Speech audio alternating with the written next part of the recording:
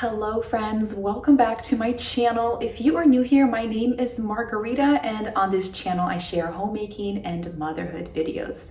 Today I'm sharing how I make my sourdough bread.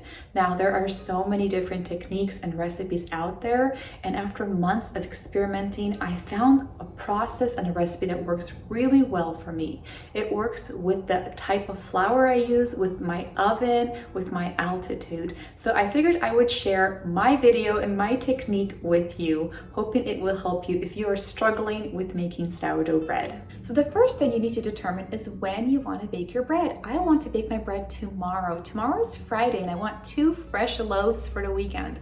So today's Thursday. So when I came downstairs to make breakfast for the kids at 8 o'clock, I pulled my sourdough starter from the fridge. Now I haven't used the starter in about a week and a half. It's been in the fridge the whole time. So I just gave it a good stir and I discarded half of it. Now, you don't have to throw it out. There's actually a really good discard pancake recipe. It's so good, but I didn't have time for that. So I just threw half of it out and I fed my starter. Now, the flour and the water you use is quite important when making sourdough bread. You want to make sure your water is filtered if you have chlorinated water. Now, we live on a well, so I just use tap water because we do have a filter in our house. The second thing about the flour, you want to make sure your flour is unbleached. You do not want to use bleached flour because both the water and the flour will determine how well your bread will rise. Now I fed my starter with about half a cup of flour and half a cup of water, and I stirred it really well. Then I left it on my counter, and that was 8 o'clock. It is now 1:45 and the starter has doubled in size. So we started right here where the rubber band is. It is now doubled in size and it is bubbly and ready to use. So here is my little setup here. I have 2 bowls and 2 scales. You definitely do not need 2 scales, but I do find it very convenient and they're really inexpensive on Amazon. So I'm making 2 loaves at once because I'm doing all this work. I might as well have 2 loaves to last us because we are a family of 6 and we go through 1 loaf really fast. You also want some salt. Now make sure the salt you use does not have any iodine in it because that can also prevent your bread from rising properly. So I have my starter, my water, and again, the organic all-purpose flour that is unbleached. So let's get started. So I am starting off by adding 100 grams of starter into each bowl.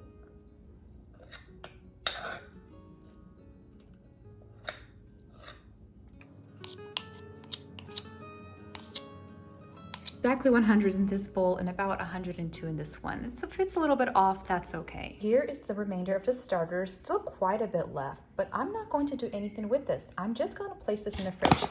Before I do that, I like to sprinkle a little bit of flour on the top. That's it. This will prevent that liquidy buildup from happening. So that's it. I'm just going to clean this side up right here and place this back in the fridge until I want to make bread again next week.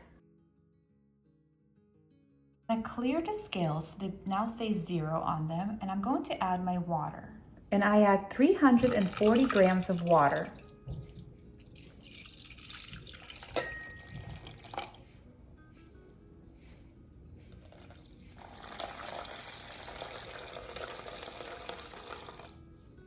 So this one has 340 and this one has 360.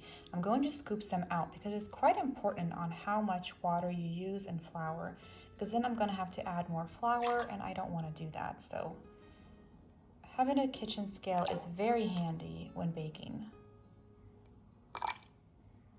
So next I'm going to add in my salt. Now there's a lot of videos and techniques and recipes that tell you not to add the salt until later when you add in the flour, because it can prevent from your bread from rising properly.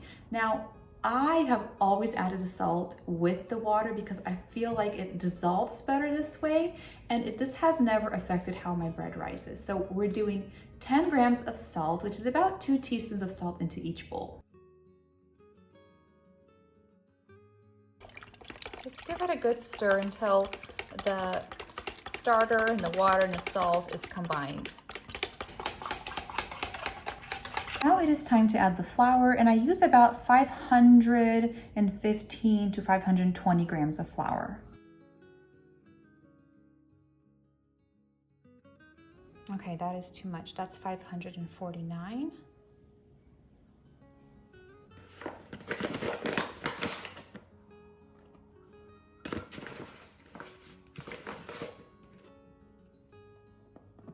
So I'm done with the scales. I'm gonna remove those and just stir the flour with the water and the starter really well.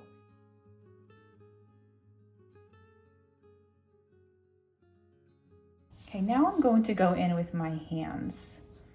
So I'm just gonna smush everything together, making sure there is no flour and all the flour is combined. Okay, as you can see, it's sticky, but that is perfectly fine. Okay.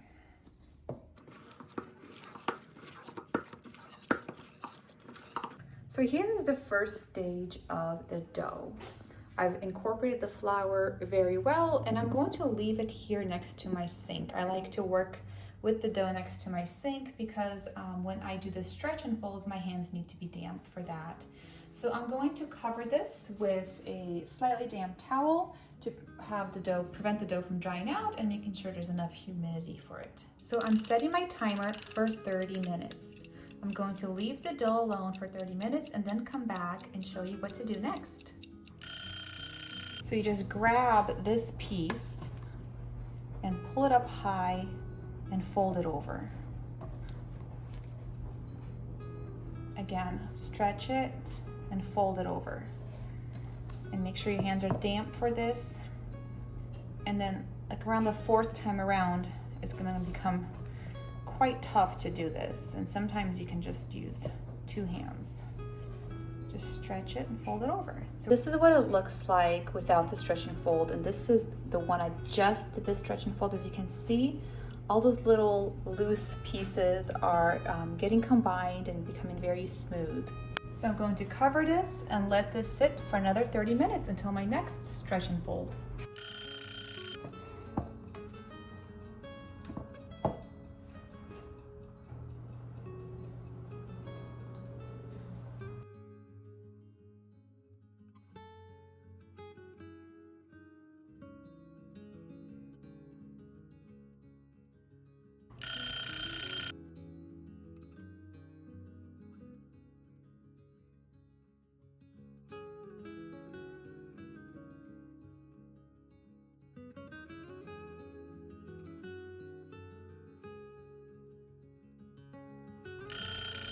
So this is my fourth stretch and fold.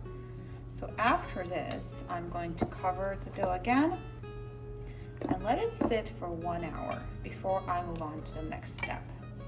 So this shouldn't take you, a lot of time. It may, seem like it takes all day. I mean, I do this definitely on a day that I am home, but I just set the timer and I go throughout my day doing whatever needs to be done, and then just come back and give the dough a little bit of love and attention.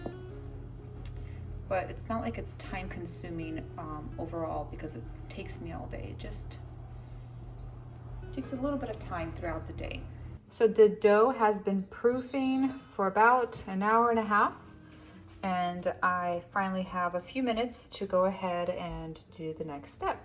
So I have these Banneton baskets, which I got on Amazon, but if you don't have a Banneton basket, you can also just use a bowl. So take a bowl and put a tea towel in it, and that will be your basket. This is just going to shape your loaf. I'm going to just flour the baskets to prevent any sticking. Now you don't have to use this this liner. You can definitely just use, flour the inside, which I've done, but a lot of times I do find that it sticks.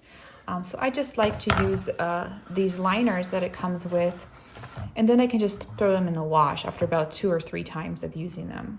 So make sure your counter is completely clean, because we're going to be working with the dough directly on the countertop. So I'm going to go ahead and dump this directly on the counter. These plastic dough scrapers are super useful in scraping all the dough out of the bowl, and they're really useful in washing the bowl after you're done with it. So this process, I believe, is called laminating the dough. So what you want to do is stretch out the dough a little bit at a time. And I don't have any flour on the counter. I just have my hands a little bit damp. So you just want to go around and stretch it into a rectangle as much as you can.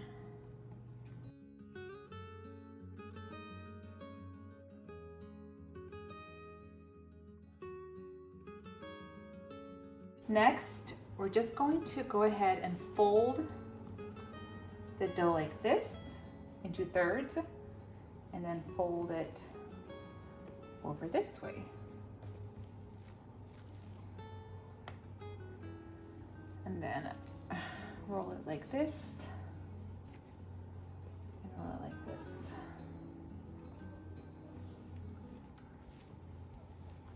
And then just kind of tuck everything in underneath. So now I'm just going to kind of tuck and pull the dough. Tuck and pull.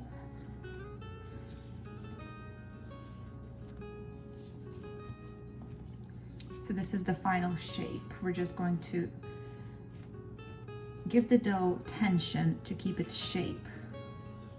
Just tuck and pull towards you, and move the dough again. Okay, so I have my floured bantam basket right here. I'm going to flip the dough over. This is going to be the top. So I'm going to flip it over. Just pinch the sides or the bottom part.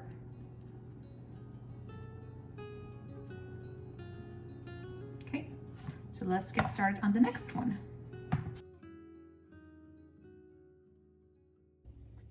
I'm gonna soak this bowl for easy cleanup afterwards. I'm gonna get my hands wet too, because I like to work with damp hands.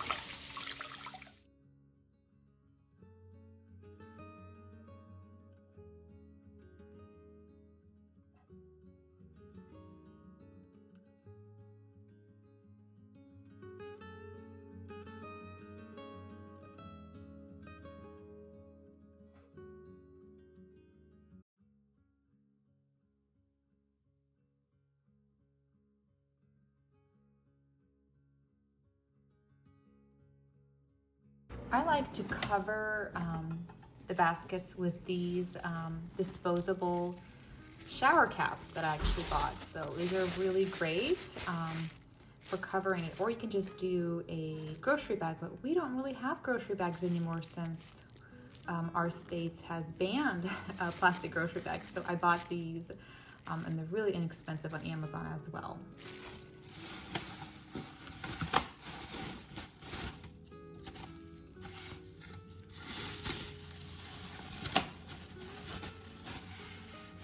All right, so I'm just going to go ahead and tuck these into the fridge until tomorrow morning. In the morning, when I am ready to bake my bread, I remove the bantam baskets out of the fridge and place them on the counter as I preheat the oven. I place my Dutch oven into my oven with the lid on.